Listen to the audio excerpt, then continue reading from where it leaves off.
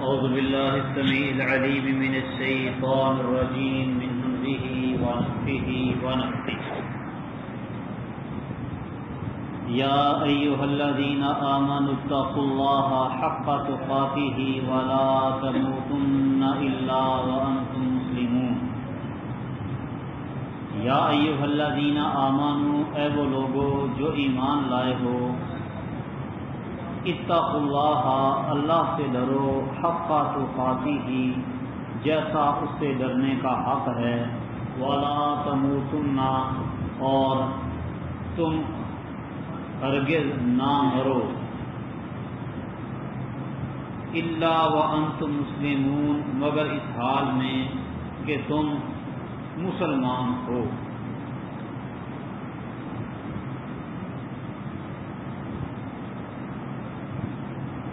اللہ سے ڈرو جیسے ڈرنے کا حق ہے، مطلب کہ اللہ تعالیٰ کی اطاعت کی جائے، نافرمانی نہ کی جائے، اللہ کو یاد رکھا جائے، اسے بھلایا نہ جائے، اللہ کا شکر ادا کیا جائے اور اس کی ناشکری نہ کی جائے،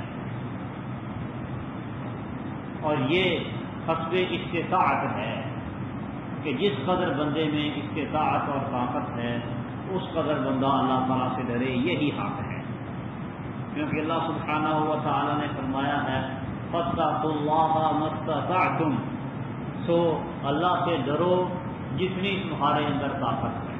اللہ سے ڈرنے کا حق یہ ہے کہ بندہ اپنی استطاعت کے مطابق اللہ تعالیٰ سے ڈرے۔ وَلَا تَمُوتُنَّ إِلَّا وَأَنْتُمْ مُسْلِمُونَ، اور تم نہ مرو مگر اس حال میں کہ تم مسلمان ہو۔ اب چونکہ علم نہیں کہ کس کو کب موت آ جائے، اس لیے موت آنے تک ہر وقت اللہ تعالیٰ سے ڈرتے رہو، یہ معنی بنتا ہے۔ وَاعْتَصِمُوا بِحَبْلِ اللَّهِ جَمِيعًا وَلَا تَفَرَّقُوا، اور اللہ کی رسی کو مضبوطی سے تھام لو، ولا تفرقوا، اور جدا جدا نہ ہو جاؤ۔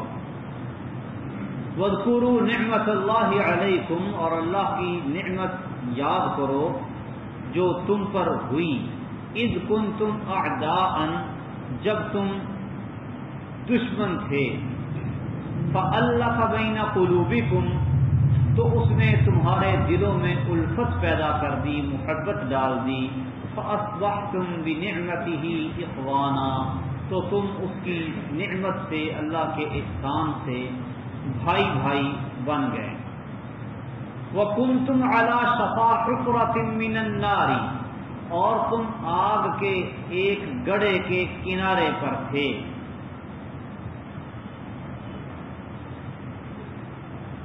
فَأَنْقَذَكُم مِّنْهَا، تو اس نے تم کو اس سے بچا لیا۔ كَذَلِكَ يُبَيِّنُ اللَّهُ لَكُمْ آيَاتِهِ، اسی طرح اللہ تمہارے لیے اپنی آیتیں کھول کر بیان کرتا ہے، لَعَلَّكُمْ تَهْتَدُونَ، تاکہ تم ہدایت پا جاؤ۔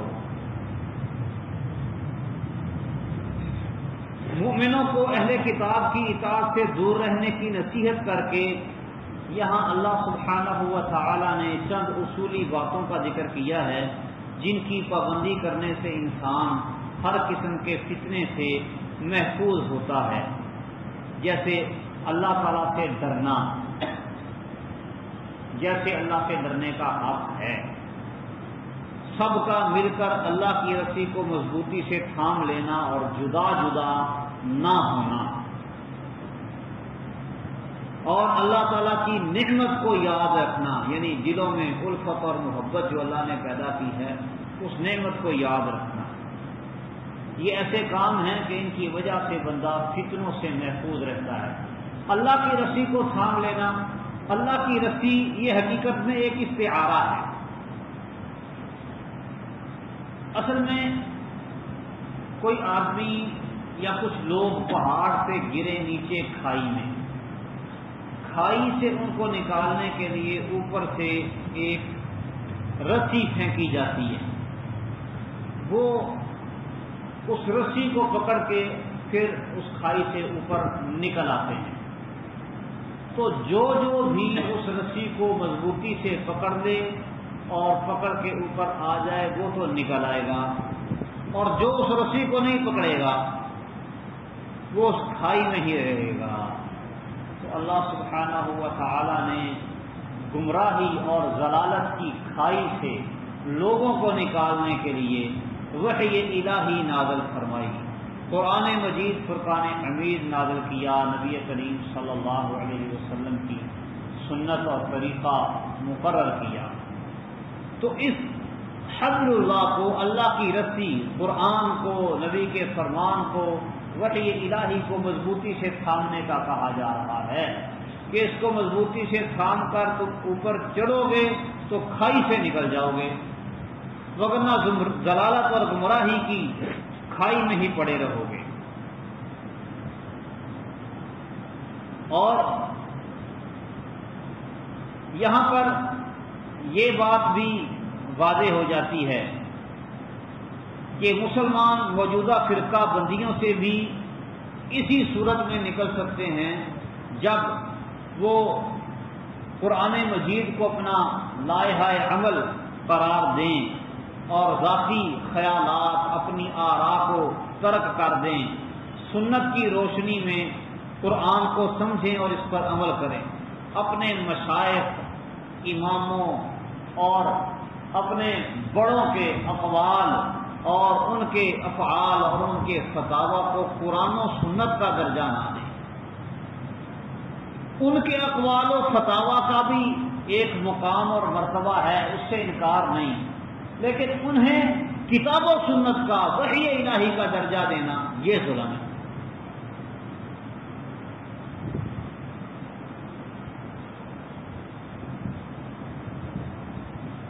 اور پھر اللہ تعالیٰ نے جو فرمایا ہے، نعمت کو یاد کرو کہ جب تم آپس میں دشمن تھے اللہ نے تمہارے دلوں میں الفت ڈالی اور تم اللہ کی نعمت و احسان سے بھائی بھائی بن گئے۔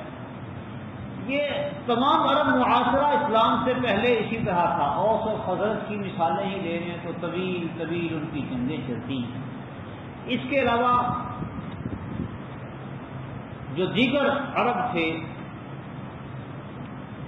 وہ بھی اسی طرح لڑائیوں جھگڑوں کے اندر سال ہر سال گزار دیتے ہیں۔ تو اس لڑائی اور جھگڑے میں رہنا اللہ سبحانہ و تعالی نے اس کو شفا حفرۃ من النار، آگ کے گڑھے کے کنارے پر ہونا قرار دیا ہے کہ تم وہ لڑائی والے آگ کے گڑھے کے کنارے پر تھے، اللہ نے تم کو اس سے بچا لیا ہے۔ کذالک یبین اللہ لکم آیاتہ لعلکم تہتدون، اسی طرح اللہ تمہارے لیے اپنی نشانیاں واضح کرتا ہے تاکہ تم ہدایت پا جاؤ۔ وَلْتَكُن مِّنكُمْ أُمَّةٌ يَدْعُونَ إِلَى الْخَيْرِ، اور لازم ہے کہ تم میں سے ایک جماعت ہو جو خیر کی طرف بلائے۔ وَيَأْمُرُونَ بِالْمَعْرُوفِ وَيَنْهَوْنَ عَنِ الْمُنكَرِ، وہ نیکی کا حکم دیں اور برائی سے روکیں۔ وَأُولَٰئِكَ هُمُ الْمُفْلِحُونَ، اور وہی لوگ کامیاب ہونے والے ہیں۔ وَلْتَكُن مِّنكُمْ أُمَّةٌ، لازم ہے کہ تمہاری صورت ایک ایسی جماعت ہو، تمہاری شکل میں، مسلمانوں کی شکل میں ایک ایسی جماعت ہونا ضروری ہے جو خیر کی طرف بلائے، نیکی کا حکم دے اور برائی سے منع کرے، اور وہی لوگ کامیاب ہونے والے ہیں۔ یہ دو طرح کے ترجمے ہیں اس کے۔ ایک ہے تم میں سے ایک جماعت ہونی چاہیے جو نیکی کا حکم دے، برائی سے روکے، اور دوسرا ہے کہ تمہیں ایک ایسی جماعت ہونا چاہیے، تمہاری شکل میں، تمہاری صورت میں ایک ایسی جماعت ہونی چاہیے جو نیکی کا حکم دے اور برائی سے منع کرے، یعنی سارے کے سارے ہی تم نیکی کا حکم دو اور برائیوں سے منع کرو۔ یہ دو ترجمے اس کے بنتے ہیں۔ یہ جو دوسرا ترجمہ ہے یہ زیادہ بہتر ہے، یعنی اللہ کی رسی کو مضبوطی سے پکڑ کرنے اور اختلاف اور ضلالت سے بچنے کے لیے ضروری ہے کہ ایک جماعت نیکی کا حکم دے، برائی سے منع کرے، امر بالمعروف نہی عن المنکر کا فریضہ سر انجام دیتی رہے۔ جب تک اس قسم کی جماعت قائم رہے گی، لوگ ہدایت پر رہیں گے۔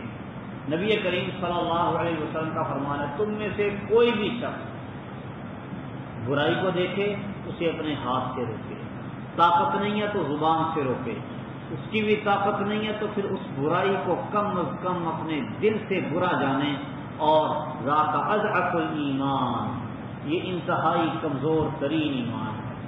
اور اگر برائی کو دیکھ کے بندے کے دل میں اس کے بارے میں نفرت بھی پیدا نہیں ہوتی تو پھر اس کو اپنے ایمان کی فکر کرنی چاہیے۔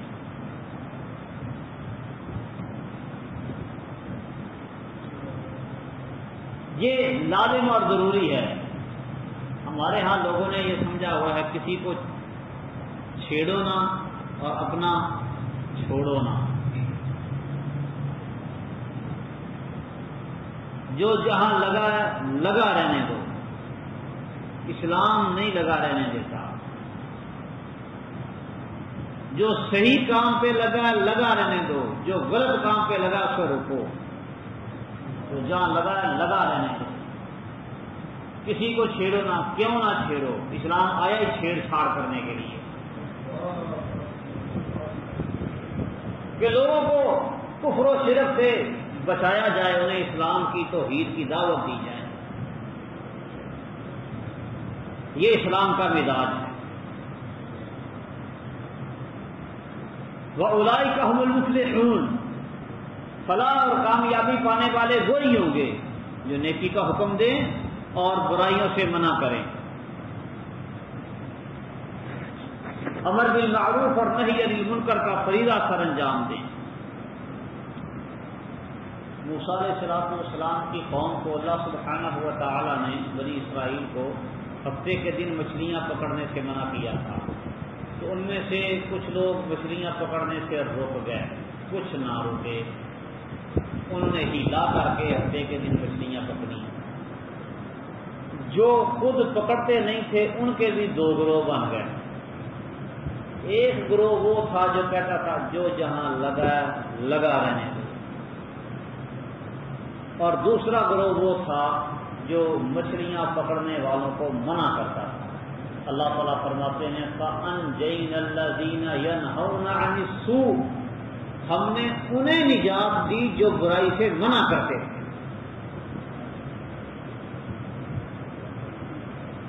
جو برائی سے روکتے نہیں تھے اور جو برائی کرتے تھے سارے رگڑے گئے۔ فَأَخَذْنَا الَّذِينَ ظَلَمُوا بِعَذَابٍ بَئِيسٍ، بہت برے عذاب سے ہم نے پکڑا ان کے ظلم کی وجہ سے۔ وَلَا تَكُونُوا كَالَّذِينَ تَفَرَّقُوا وَاخْتَلَفُوا مِن بَعْدِ مَا جَاءَهُمُ الْبَيِّنَاتُ وَأُولَٰئِكَ لَهُمْ عَذَابٌ عَظِيمٌ، اور ان لوگوں کی طرح نہ ہو جاؤ جنہوں نے تفرقہ اختیار کیا، جو جدا جدا ہو گئے، الگ الگ ہو گئے، واختلفوا، اور ایک دوسرے کے خلاف ہو گئے، انہوں نے اختلاف کیا آپس میں، من بعد ما جاءهم البینات، اس کے بعد کہ ان کے پاس واضح احکام آ چکے، اولئک لہم واولئک لہم عذاب عظیم، اور یہ وہ لوگ ہیں کہ ان کے لیے بہت بڑا عذاب ہے۔ اس سے مراد بنی اسرائیل ہیں۔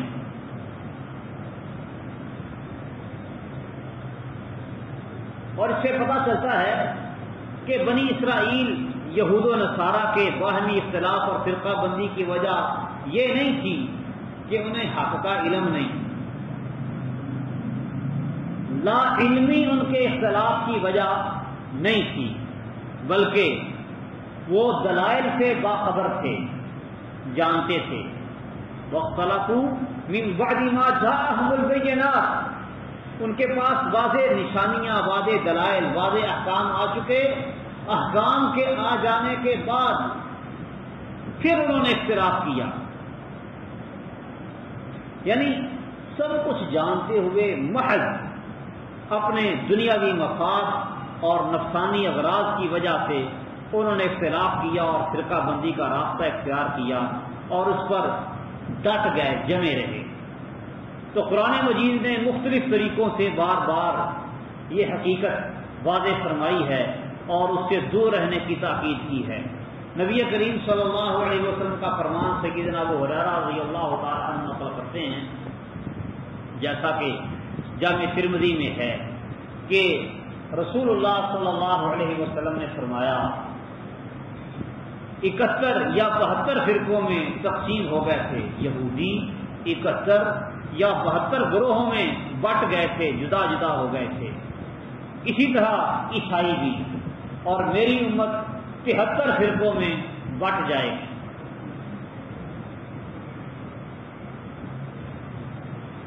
پھر ایک روایت میں وضاحت آتی ہے کہ سارے آگ میں جائیں گے مگر ان میں سے ایک فرقہ وہ آگ میں نہیں جائے گا۔ پوچھا وہ کون سا؟ تو آپ نے فرمایا ما انا علیہ واصحابی، میں اور میرے صحابہ جس پر قائم ہے، جو اس منہج پر، اس دین پر قائم رہا، وہ جائے گا جنت میں، جہنم سے بچ جائے گا، باقی سارے جہنم میں جائیں گے۔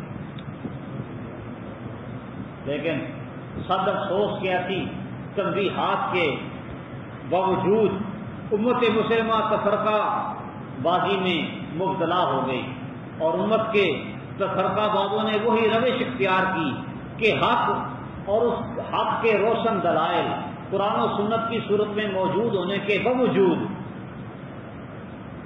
اچھی طرح معلوم ہونے کے باوجود، اپنی ضد پر، ہٹ گرمی پر، انا پرستی پر قائم رہتے ہیں، فرقہ بندیوں پر جمع ہوتے ہیں، اور اپنی عقل اور ذہانت کا سارا زور پہلی امتوں کی طرح اپنے فرقے کو سچا ثابت کرنے کے لیے لگا دیتے ہیں، اور اپنے گروہ کو سچا ثابت کرنے کے لیے قرآن اور حدیث کے اندر تحریف معنوی کرنے سے چوکتے نہیں۔ الفاظ میں تو تحریف کر نہیں سکتے قرآن میں، اس کے معانی میں، اس کے مفاہیم میں تعویل کرتے ہیں، معنی کچھ کا کچھ بنا دیتے ہیں۔ احکام تیرے حق ہیں مگر اپنے مفسر تعویل سے کر سکتے ہیں قرآن کو پازان میں۔ پازان یہ پارسیوں کی کتاب ہے، یہ مفسروں کا حال ہے کہ ایسی ایسی تعویلیں کرتے ہیں کہ قرآن کو چیزیں دیگری بنا دیتے ہیں۔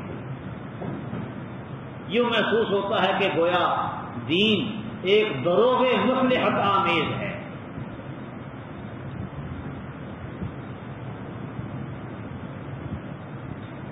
یوم تبیض وجوہ و تسود وجوہ، اس دن ان کے لیے بڑا عذاب ہے، یوم، اس دن میں جس دن تبیض وجوہ و تسود وجوہ، کچھ چہرے سفید ہوں گے اور کچھ چہرے سیاہ ہوں گے۔ فَأَمَّا الَّذِينَ اسْوَدَّتْ وُجُوهُهُمْ، رہے وہ لوگ کہ جن کے چہرے سیاہ ہوں گے، ان سے کہا جائے گا اَكَفَرْتُمْ بَعْدَ ایمانکم، کیا تم نے ایمان لانے کے بعد کفر کیا؟ فَذُوقُوا الْعَذَابَ بِمَا كُنتُمْ تَكْفُرُونَ، تو اپنے کفر کرنے کی وجہ سے عذاب چکھو۔ وَأَمَّا الَّذِينَ ابْيَضَّتْ وُجُوهُهُمْ فَفِي رَحْمَةِ اللَّهِ، اور وہ لوگ جن کے چہرے سفید ہوں گے سو وہ اللہ کی رحمت میں ہوں گے، ہم فیہا خالدون، وہ اس میں ہمیشہ رہنے والے ہیں۔ تلک آیات اللہ نتلوہا علیک بالحق، یہ اللہ کی آیتیں ہیں، ہم انہیں آپ پر حق کے ساتھ پڑھتے ہیں۔ فما اللہ یرید ظلما للعالمین، اور اللہ تعالی جہان والوں کے پر ظلم کرنے کا ارادہ نہیں رکھتا۔ یعنی بڑا عذاب ان کو قیامت کے دن ہوگا، جس دن کچھ چہرے سیاہ ہوں گے اور کچھ سفید۔ اکفرتم بعد ایمانکم، جن کے چہرے سیاہ ہوں گے ان کو کہا جائے گا اکفرتم بعد ایمانکم، کہ کیا تم نے ایمان لانے کے بعد کفر کیا؟ ظاہر کو معلوم ہوتا ہے کہ یہ مرتد لوگ ہیں، ایمان لانے کے بعد کفر کیا، اکفرتم بعد ایمانکم، تو اس سے ظاہری طور پر ارتداد معلوم ہوتا ہے، مگر در حقیقت یہ تمام کفار کو شامل ہے، کیونکہ اللہ سبحانہ و تعالی کے واحد و یکتا ہونے کا اقرار سب انسانوں نے روز اول کیا تھا۔ جب اللہ سبحانہ و تعالی نے سارے انسانوں کو آدم علیہ السلام کی پشت سے اور ان کی اولادوں کو ان کی پشتوں سے نکالا اور جمع کیا اور کہا الستو بربکم، کیا میں تمہارا رب نہیں ہوں؟ قالوا بلا، تو انہوں نے کہا کیوں نہیں، ہاں۔ یوم الست کو ان سب نے اللہ پر ایمان لانے کا اظہار کیا تھا، اللہ کے رب ہونے کا اقرار کیا تھا، اور پھر دنیا میں آ کے کفر کرنے لگے۔ نبی کریم صلی اللہ علیہ وسلم کا فرمان ہے کل مولود یولد علی الفطرہ، ہر پیدا ہونے والا بچہ فطرت اسلام پہ پیدا ہوتا ہے، فابواہ یحودانہ او ینصرانہ او یمجسانہ، پھر اس کے والدین اس کو یہودی یا عیسائی یا مجوسی یا کچھ اور بنا دیتے ہیں۔ ابتداء وہ فطرت اسلام پر ہوتا ہے۔ تو اکفرتم بعد ایمانکم سے ارتداد ہی اکیلا مراد نہیں بلکہ تمام تر کفار اس سے مراد ہیں۔ جو بھی کفر اختیار کرتا ہے وہ ایمان لانے کے بعد ہی کفر اختیار کرتا ہے۔ یوم الست کو بھی وہ ایمان لایا اور جب پیدا ہوا تو اسی ایمان پر فطرت اسلام پر پیدا ہوا، اور پھر اس کے بعد اس نے کفر کو اختیار کیا۔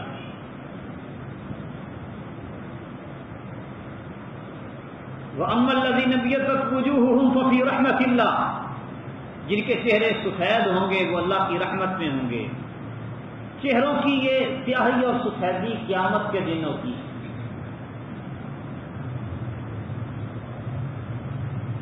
اہل ایمان کے چہرے نور کے ساتھ چمک رہے ہوں گے، نور یسعیٰ بین ایدیہم، ان کا نور ان کے آگے بھی ہوگا، دائیں بھی ہوگا، بائیں بھی ہوگا، پیچھے بھی ہوگا۔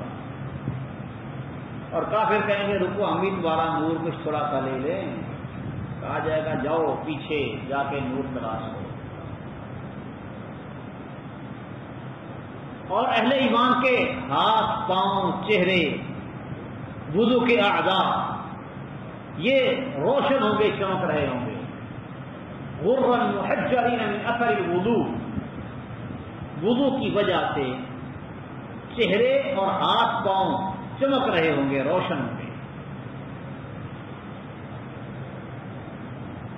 تو جن کے چہرے سفید ہوں گے ففی رحمت اللہ، وہ اللہ کی رحمت میں ہوں گے۔ یعنی جو لوگ تفرقہ بازی سے بچے رہے، ما انا علیہ واصحابی پر قائم رہے، نبی صلی اللہ علیہ وسلم اور صحابہ کرام کا جو متفقہ مشترکہ دین ہے، طریقہ کار ہے، اس پر قائم و دائم رہے، یہ لوگ اللہ کے سے بچ جائیں گے اور ان کے چہرے سفید ہوں گے۔ ہم فیہا خالدون، یہ اس میں ہمیشہ رہنے والے ہیں۔ یہ اللہ کی آیات ہیں، ہم ان سے آپ پر حق کے ساتھ پڑھتے ہیں۔ واللہ یرید ظلم للعالمین، اللہ جہان والوں پر ظلم کا ارادہ نہیں رکھتا۔ مراد کیا ہے کہ اللہ سبحانہ و تعالی نے جو احکامات دیے ہیں، جہاد، امر بالمعروف، نہی عن المنکر، توحید پر قائم رہنا، شرک سے اجتناب کرنا، یہ سارے احکام یہ مخلوق پر ظلم نہیں ہے۔ تو اللہ یرید ظلم للعالمین، اس میں ان کی تربیت ہے۔ جب اللہ تعالیٰ کو ہر چیز کا علم اور ہر چیز پر قدرت حاصل ہے تو پھر اسے کسی پر ظلم کرنے کی ضرورت ہی کیا ہے؟ ظلم و زیادتی تو وہ کرے جس کے اختیار میں کچھ نہ ہو۔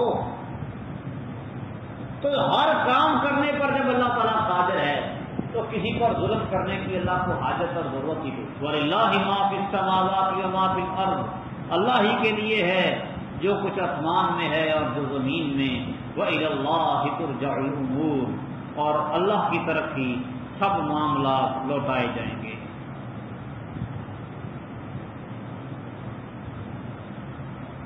یعنی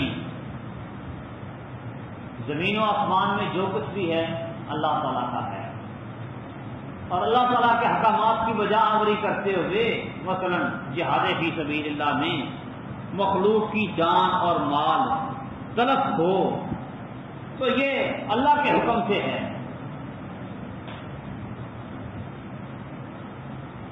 اللہ مالک ہے۔ اب جہاد کرتے ہوئے کافروں کی جانیں بھی جاتی ہیں، مال بھی ان کے لوٹے جاتے ہیں، تباہ ہو جاتے ہیں، تلف ہو جاتے ہیں، اللہ کے حکم سے ہیں۔ اللہ کا مال ہے، اللہ نے پیدا کیا ہے، اللہ کی ملکیت ہے، اللہ نے کہا ایسے کرو تو یہ اللہ کے حکم سے کیا جاتا ہے۔ وَلِلَّهِ مَا فِي السَّمَاوَاتِ وَمَا فِي الْأَرْضِ وَإِلَى اللَّهِ تُرْجَعُ الْأُمُورُ، سب کے سب معاملات اللہ کی طرف لوٹائے جاتے ہیں۔